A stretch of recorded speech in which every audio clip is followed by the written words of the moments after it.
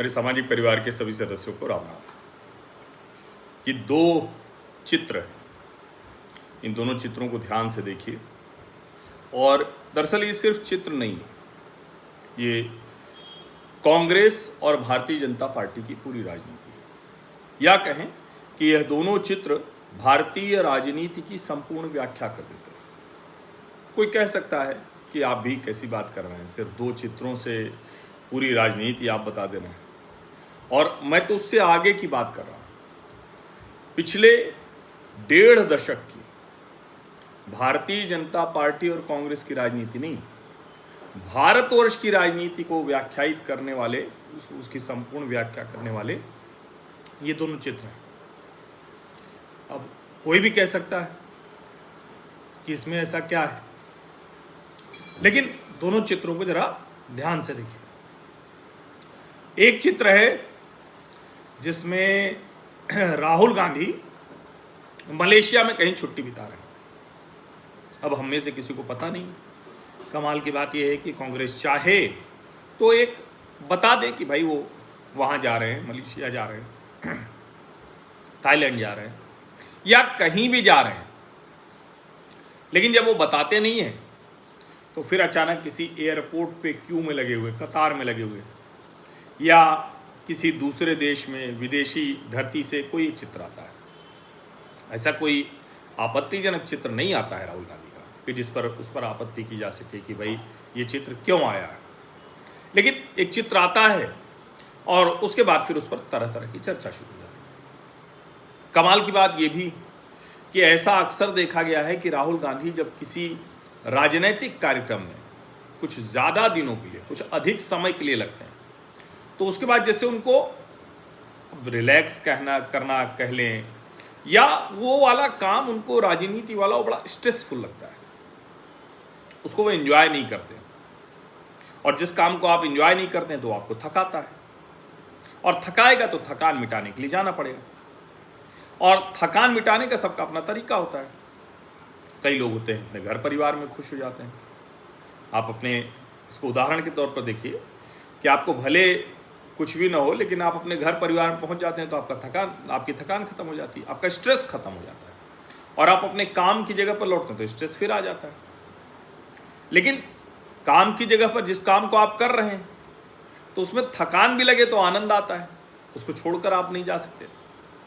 जैसे उदाहरण के लिए मैं अपनी ही बात करूं तो ये जो मैं काम करता हूं इसमें मुझे आनंद आता है। कई बार बहुत थकान लगी रही होती है, बहुत तनाव भी रहता है, बहुत शरीर भी नहीं साथ दे रही, लेकिन फिर भी लगता है कि नहीं ये काम करना चाहिए। और आपने देखा है कि जो D-Days होते हैं चुनाव के समय में, मैं 16-16 घंटे, 15-15, 16-16 घंटे में लगातार टीवी चैनलों पर रहा हूँ। उसके बीच में YouTube का भी वीडियो बनाकर आप लोगों से बात भी करता हूँ। क्यों? क्योंकि मुझे उसमें आनंद आता है। और ऐसा नहीं कि उसके बाद में फिर गायब हो जाता हूँ हफ्ते भर के लिए कहीं किसी स्पा सेंटर में या किसी जो है लॉन्ग वैकेशन में चला जाता हूँ, नहीं जाता हूँ ऐसा।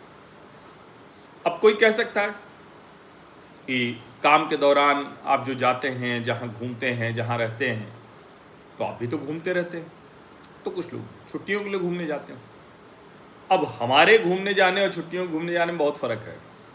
हम तो एक एक जिसको कहें कि उसका उपयोग हमारे ध्यान में रहता है, लेकिन चूंकि आनंद आता है उसमें मुझे अच्छा लगता है। मैं दूसरे शहर में भी जाता हूँ तो मेरी एक एक मिनट की जो कहे कि आइटनरी रहती है वो दुरुस्त रहती है। कुछ और लोगों से मिल लेना थोड़ा और अच्छा लगता है, कुछ और लोगों से कुछ जान लेना, अगली बार आपसे बात करें तो वो सब हो। लेकिन राहुल गांधी को ये सब अच्छा नहीं लगता शायद, या कहें कि उनको आनंद नहीं देता, अंदर से सुख नहीं मिलता। तो जब सुख नहीं मिलता है तो वो यहाँ से जाते हैं मलेशिया, थाईलैंड या कहीं भी दुनिया किसी भी से होंगे, उनके दोस्त होंगे, उनके जानने वाले होंगे, उनके साथ वो जाते होंगे, इसमें कोई बुराई नहीं। अब ये दूसरा वाला चित्र, प्रधानमंत्री नरेंद्र मोदी कहाँ बैठे हुए हैं? भाजपा के सांसदों की वर्कशॉप है, कार्यशाला है। उस कार्यशाला में वो बैठे हुए हैं और उसमें आखिरी पंक्ति में जाकर वो बैठ गए। अब प्रधानमंत्री हैं तो जाहिर है कि वो तो किसी पंक्ति में बैठ सकते हैं, लेकिन वो आखिरी पंक्ति में जाकर बैठ गए। प्रधानमंत्री नरेंद्र मोदी को ऐसी कार्यशाला में रहने की क्या जरूरत है? वही नीति ही उन्हीं से चल रही, वही तो तय करते होंगे ना।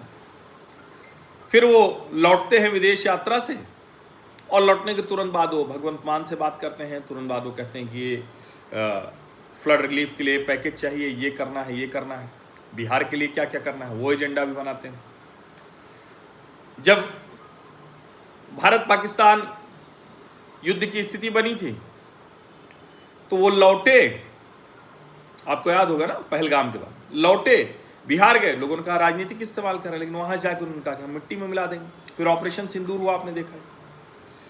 यानी नरेंद्र मोदी को इसी में आनंद आता है और उस आनंद के साथ वो रहते हैं, उस आनंद के साथ वो पूरी तरह से, जिसको कहें कि उसमें शामिल रहते हैं और इसीलिए अलग से छुट्टी नहीं करते। अब कोई कह सकता है वो भी तो विदेश जाते हैं, वो भी तो यात्राओं पर जाते हैं, तो फिर उसका मतलब मैं अपने से अनुभव करता हूं कि छुट्टी पर जाना और काम के दौरान कहीं जाना, दोनों का फर्क क्या होता है। जब आप छुट्टी पर जाते हैं तो छुट्टी पर जाते हैं एकदम उसी तरह से। नरेंद्र मोदी जाते हैं वो काम के दौरान दुनिया भर की यात्राओं पर जाते हैं, ठीक है, निश्चित तौर पर जाते हैं तो बहुत सी चीजें देखते हैं, समझते हैं, लेकिन वो काम के दौरान जाते हैं, दोनों का फर्क है। अब इन दोनों नेताओं के इस करने से क्या होता है?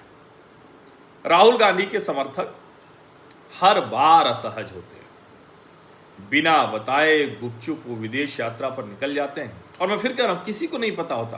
कांग्रेस आके कल कह सकती है कि नहीं नहीं वो नहीं गए थे मलेशिया, पुराना चित्र है, या कुछ भी कह सकते हैं, लेकिन जो नैरेटिव बना है, ये कोई गलत बात नहीं कहीं जाना। और मैं तो कहता हूं अच्छा हो कि हर बार बता दें भाई राहुल जी इतने दिनों के लिए यहाँ जाएंगे।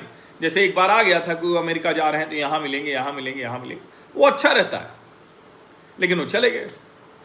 अब पहले राहुल कांग्रेस के समर्थक असहज हुए, परेशान, उनको लगा अरे ये तो बड़ा गड़बड़ हो गया, हम तो, हमारा नेता तो हमको हर बार फंसा देता है। क्या हुआ वोट चोरी के आरोपों का? बिहार के चुनाव इतने नजदीक आ गए, क्या हो गया वोट अधिकार यात्रा का? फिर वो लौटेंगे तो फिर वो शुरू हो जाएंगे ये सब। इससे लगता है कि राहुल भी राजनीति में असहज हैं और राहुल को अपना नेता मानकर उनके समर्थक भी असहज हैं, सब असहज हैं। अब उसके बाद क्या हुआ? जब उनको कुछ नहीं सूझा, बहुत हमला हुआ। भाई अगर कांग्रेस की आईटी सेल है तो उससे पहले तो भाजपा के पास भी आईटी सेल है। तो जब बहुत हमला हुआ राहुल जी के वहां जाने पर, और जनता तो टूट पड़ती है तो टूट पड़ती है ना, किसी को छोड़ती थोड़ी नहीं। तो क्या किया? आ गए कुछ विद्वान लोग, वो अपने को विद्वान समझते हैं, उनका ये जरा चेक करना चाहिए, राहुल जी की सुरक्षा बढ़वानी चाहिए, और ये तो उनकी निजता का हनन है, उनके चित्र आ गए। कमाल है, वोट चोरी का आरोप लगाकर राहुल गांधी आदित्य श्रीवास्तव से लेकर और मिंता देवी से लेकर जाने किसका किसका निजता का हनन करें बेवजह। और यहाँ कौन सा भाई राहुल गांधी की एक फोटो है, उसमें कौन सा निजता का हनन है? कोई ऐसी आपत्तिजनक चित्र वाली बात तो है नहीं, किसी ऐसे गुपचुप रहस्यमयी जगह पर थे भी नहीं, बड़ी सिंपल सी फोटो दिख रही, वो अपना घूम टहल रहे हैं। और अच्छा है, राहुल यही जिंदगी जीना चाहते थे, लेकिन सोनिया जी का पुत्र मोह एकदम वो पार्टी को उन्हीं के हाथ में देना चाहती हैं, वो उस जिंदगी को जी नहीं पा रहे, तो जब अवसर मिलता है तब जाते हैं। तो राहुल कांग्रेस से समर्थक पहले असहज हुए, पहले गुपचुप रहे, फिर टूट पड़े कि अरे हमारे नेता की निजता का हनन हो रहा है, इसकी सुरक्षा और बढ़ाई जानी चाहिए। ऐसे राजनीति होती है। अब दूसरा वाला, नरेंद्र मोदी के समर्थक एकदम उत्साहित हो गए, देखो हमारा नेता ऐसा है, 24/7 काम करता है, जापान गया, SCO समिट में तियानजिन गया, बिहार जाता है, ये करता है, वो करता है, फ्लड रिलीफ के ऑपरेशन मॉनिटर करता है, मतलब सारी चीजें करता है, और उसके बाद वर्कशॉप में बैठता है, ये हमारा नेता है। अब जो इस वक्त की भाजपा है उसके समर्थक उत्साहित हो गए, और क्या शानदार शानदार कसीदे पढ़े गए नरेंद्र मोदी के। अब एक तरफ डरा, सहमा, असहज, संकुचित, किसी भी बात को न कह पाने वाला वो वर्ग है जो राहुल कांग्रेस का है। दूसरा भारतीय जनता पार्टी का मोदी गुवाली एकदम आत्मविश्वास से भरा हुआ, कह रहा है देखो हमारा नेता तो ऐसा है। आखिरी पंक्ति में बैठ गए तो लोगों ने कहा देखो ऐसे होता है, कार्यकर्ता भाव सबसे बड़ा होता है। पार्टी में प्रधानमंत्री नहीं, कौन सबसे बड़ा होता है? कार्यकर्ता सबसे बड़ा होता है। ये पिछले 1.5 दशक की राजनीति की व्याख्या। 1.5 दशक मैं क्यों कह रहा हूं? क्योंकि लगभग 2011-12 से नरेंद्र मोदी ने तय कर लिया था, भारतीय जनता पार्टी ने 13 में तो उनको दावेदार बना लिया था। और 2009 से 14 वाली जो यूपीए की सरकार थी वो ऐसे ही चली थी राहुल गांधी की, क्योंकि मन में आ गया था कि अब इनको प्रधानमंत्री बनाना है। और मनमोहन जी तो एकदम तैयार बैठे थे तश्तरी में लेकर, जब कहिए साहब तब कुर्सी छोड़ दें, हम तो आपकी कैबिनेट में काम करने में बड़े खुश हो। ये संपूर्ण व्याख्या है, इसको आप समझिए। और राजनीति ऐसे अनमने, ऐसे असहज से रहने वाले ऐसे व्यक्ति के हाथ में नहीं दी जा सकती। देश के प्रधानमंत्री का पद तो कतई नहीं। जाहिर है जो उसको पूरी निष्ठा से, पूरे आनंद में जो काम करेगा वही अच्छी डिलीवरी देगा, अच्छी परफॉर्मेंस देगा। भारत को अगर बेहतर करना है, ले जाना है, तो वो नरेंद्र मोदी जैसा ही नेता करेगा। ऐसा नेता राहुल गांधी नहीं कर सकता। आप सभी का बहुत बहुत धन्यवाद। सब्सक्राइब अवश्य कर लीजिए, नोटिफिकेशन वाली घंटी दबा दीजिए, लाइक का बटन दबा दीजिए, अधिक से अधिक लोगों तक वीडियो पहुंचा दीजिए। आप लोगों की चिंता रहती है, वैसे मैं डाल देता हूं, शायद इस बार रह गया डालना, इसीलिए मैं कहता हूं कि मेरे व्हाट्सएप चैनल पर जरूर जुड़ जाएँ। तो बताना रह गया कि मैं चंडीगढ़ था, 6 की शाम को गया था, कल रात को लौटा, इस वजह से थोड़ी कल बातचीत कम हो पाई। हालांकि एक बात फिर भी मैंने की, तो इस वजह से अब फिर से उसको नियमित कर लेंगे। बहुत बहुत धन्यवाद।